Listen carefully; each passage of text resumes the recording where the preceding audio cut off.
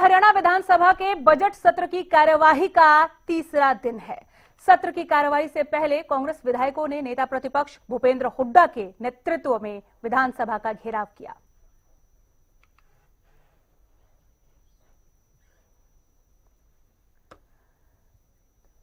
कांग्रेस पूरी तरह से अपनी भूमिका में है, विपक्ष के किरदार में। सरकार को घेरने का एक भी मौका कांग्रेस ने नहीं छोड़ा है। सरकार भले कह रही है कि कांग्रेस गुमराह कर रही है, लेकिन कांग्रेस का कहना है कि सदन में भी आप लोग हमें गुमराह कर रहे हैं। सदन की कार्यवाही का आज तीसरा दिन, प्रश्नकाल फिर शून्यकाल, और इस बीच सवालों की जो बौछार की गई उसमें भी आक्रामकता जो थी वो कांग्रेस की साफ नजर आ रही थी। कांग्रेस का हल्ला बोल है सरकार पर। मनरेगा, धान खरीदी घोटाला समेत कई मुद्दों को लेकर प्रदर्शन, हाथ में तख्ती और बैनर लिए अपना प्रदर्शन करते हुए कांग्रेस ने सरकार पर हल्ला बोला है, ये कहते हुए कि तमाम मुद्दों को दरकिनार कर आप प्रदेश की जनता को गुमराह कर रहे हैं।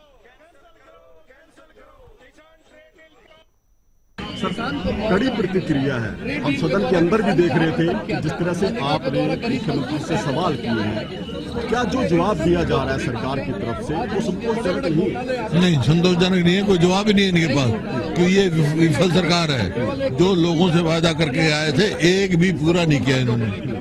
आज जो प्रदेश 2014 में नंबर 1 था प्रति व्यक्ति आय प्रति निवेश में, आज फिसल गया है। आज कानून व्यवस्था चरमरा गई है। आज पूरा प्रदेश असुरक्षित है। मैं नहीं कह रहा, social progressive index government of India की रिपोर्ट है ये कि सबसे ज्यादा असुरक्षित हरियाणा है। जो क्योंकि ऑर्गेनाइज क्राइम चल रहे हैं, यहाँ फिरौतियां मांगी जा रही हैं और ओन कर रहे हैं, हम कर रहे हैं। आपने कहा कि HKRN को भंग किया जाए, ये हरियाणा के युवाओं का शोषण है। ये उनके साथ धोखा है। ना तो उनकी पेंशन है, ना तनख्वाह पूरी है। मतलब जिस पोस्ट के लिए 60,000 रुपए तनख्वाह मिलनी चाहिए 10-12 में करें। ये उनके साथ उनका शोषण किया जा रहा है। धान घोटाले की जबकि सैंक्शन पोस्ट खाली पड़ी है 2 लाख।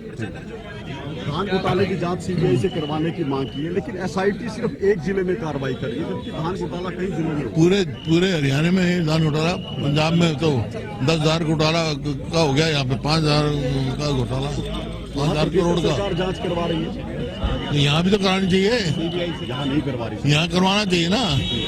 कितना बड़ा घोटाला है। गरीबों के प्रतिबद्धता इनकी कितनी है, कोई मॉनिटरिंग नहीं है। किसी बड़े अस्पताल को जिनको रियायती दरों पे जमीन दी और उनको अनुबंधन था, लेकिन उसकी कोई किसी ने मॉनिटरिंग नहीं करी, और इसी वजह से आज गरीब सरकारी अस्पतालों में इलाज है नहीं, प्राइवेट में जाता है तो घर बार लूट जाता है, कर्जदार हो जाता है।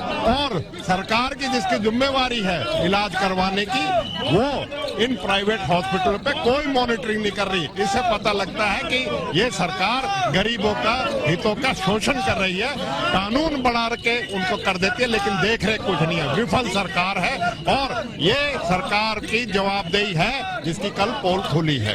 आफ्ताब जी, कई अस्पतालों के नाम आपने कल गिनवाए थे कि किस तरह से उन्होंने सरकार से फायदा लिया, सस्ती जमीन ली है, लेकिन उनकी OPD 0 है। हाँ बिल्कुल 0 है, और यही हमने सवाल इसीलिए लगाया था। ये सरकार हितैषी, गरीब हितैषी बनती है, लेकिन गरीब हितैषी ना बन के ये जो है बड़े व्यापारियों, बड़े अस्पतालों के हितों के लिए काम कर रही है, गरीबों के लिए काम नहीं कर रही। विरोध है मैडम? देखिए बिल्कुल, क्योंकि विधानसभा के अंदर और विधानसभा के बाहर हमारा संवैधानिक अधिकार है कि हम इस अधिकार का इस्तेमाल करके जो बेरोजगार युवाओं को लेकर ऐसी और SSC की जो प्रणाली है, ये सिलेक्शन की बजाय एक रिजेक्ट हो चुका। हमने कल काम रोको प्रस्ताव दिया था, जिसको सिरे से हमारे हरियाणा विधानसभा के अध्यक्ष ने रिजेक्ट करने का काम किया। एक ट्रेड डील कर ली जाए अमेरिका के साथ, किसानों की पेट पर सीधा लात मारने का काम किया जाता है। प्रोटेस्ट करने वाले युवाओं के खिलाफ आप जो केस रजिस्टर कर रहे हैं, उनको अरेस्ट कर रहे हैं, रिमांड कर रहे हैं। आप भूल गए अपना समय जब बीजेपी के लोग कुर्ता उतारकर सड़कों पर जाया करते। तो इस तरह से लोकतंत्र में संविधान की धज्जियां उड़ाने का काम ये कर रही है। और आज के समय में कानून व्यवस्था की इतनी बद से बदतर हालात हैं। 590 करोड़ का बैंक का घोटाला हुआ है। हमारे इतने सारे नेशनलाइज बैंक हैं, फिर आप प्राइवेट बैंकों में पैसा दे रहे हो, धान घोटाला, शराब घोटाला, शिक्षा का घोटाला, स्वास्थ्य पर घोटाला, और आज जो है घोटाला आया है लेकिन उसकी कोई कारण नहीं। यही कारण है कि आज हमने जो है आदरणीय चौधरी भूपेंद्र सिंह हुड्डा जी के नेतृत्व में कांग्रेस पार्टी ने विधानसभा के बाहर जो है प्रोटेस्ट करने का काम किया है। एचकेआरएन को आप कह रहे हैं कि एचकेआरएन खत्म किया जाए, क्या लगता है कि जो आपके आरोप है उतने ठीक हैं? हालांकि मुख्यमंत्री इनकार कर एचकेआरएम खत्म किया जाए, हम कह रहे हैं कि आप रेगुलर भर्ती कर क्यों नहीं रहे हैं? जो पढ़ा लिखा युवा PhD, NET, JRF, gold medallist, university topper को आप फेल कर रहे हैं, एचकेआरएम के माध्यम से उसको नौकरी दे रहे, 1/4 तनख्वाह, ये तो बंधुआ मजदूर आप उनको बना रहे हैं। इसीलिए हमारा युवा जो है क्राइम की ओर जा रहा है, इसीलिए हमारा युवा डंकी के माध्यम से जो है देश और प्रदेश छोड़कर जा रहा है, जो कि हमारे लिए बहुत बड़ा चिंता का विषय है। बिल्कुल, ये विधायक गीता भुक्कल थे जिन्होंने साफ तौर पर कई मुद्दों पर सरकार को घेरा है, और मुख्य जो एचकेआरएन का मुद्दा है जिसको कल सदन में भी रखा गया था कि एचकेआरएन को खत्म किया जाए, ये हरियाणा के युवाओं के साथ एक बड़ा धोखा, ये आरोप कांग्रेस ने लगाया है। अपने सहयोगी मनीष के साथ महेंद्र सिंह, हरियाणा न्यूज, चंडीगढ़। आदित्य सुरजेवाला हमारे साथ है। जिस मुद्दों को लेकर सदन में हंगामा हुआ था आज बाहर किया जा रहा है, क्या लगता है सरकार की तरफ से जो जवाब दिए जा रहे हैं उससे आप संतुष्ट? इस भाजपा सरकार को तो जवाब देना आता ही नहीं। ये भाजपा सरकार तो हंसी मजाक शायरी वाली सरकार है।